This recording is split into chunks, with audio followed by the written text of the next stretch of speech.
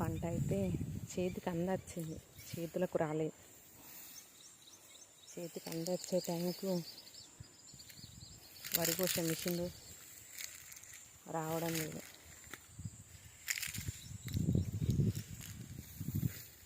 ఈ మధ్యలో గాలికి అంతా ఎండకు పడిపోవడం అయితే జరుగుతుంది.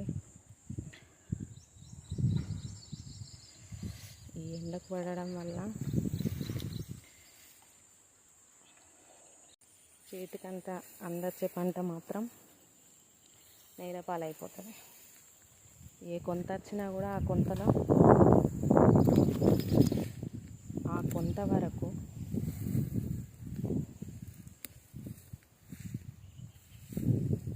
దాన్ని మనం పట్టుకుపోయి ఎండపోసి ఎండిన టైంకు కొనేవాళ్ళు వచ్చి ఇంకా ఎండలేదు ఇది ఎండాలని అంటారు. అట్లా కొంతవరకు లాస్, అటో ఇటో చేసి కొనుక్కపోతారు. ఆ డబ్బులు పడేసరికి కొంత లేటు. అంటే రైతుకు పంట చేతికి వచ్చినాక కూడా ఇన్ని విధాలుగా గోసలున్నాయి. అదేదో పంట చేతికి రాగానే వారం రోజులల్లా వడ్లు కొనే విధంగా, డబ్బులు చేతికి వచ్చే విధంగా ప్రభుత్వం చేయాలి. ఎందుకు అంటే ఒక 5-6 నెలలు కష్టపడితే తప్ప రైతుకు పంట చేతికి రాదు. అలా అని తన దగ్గర డబ్బులు ఉంటాయంటే అప్పు తెచ్చుకొని పెట్టుకుంటాడు. ఈ అప్పు తెచ్చుకొని పెట్టుకున్న వాటికి కూడా టైంకు పైసలు రాకపోతే అప్పు ఇచ్చినోడు ఊరుకుంటాడా? ఒక 4 సార్లు అడుగుతూనే ఉంటాడు.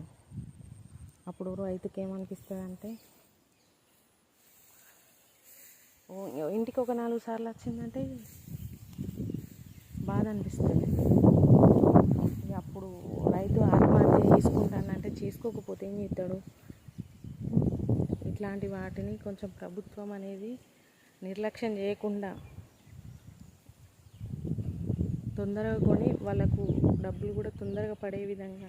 ఇప్పుడు ఈ వర్షానికి ఆగమవుతున్నాయి, వాళ్ళు వచ్చి పలకరిస్తారు. అట్లా పలకరించడం కాకుండా ముందుగానే పండించిన రైతు పండించిన ధాన్యాన్ని ముందుగానే కొనుగోలు చేయాలి గవర్నమెంట్ అనేది.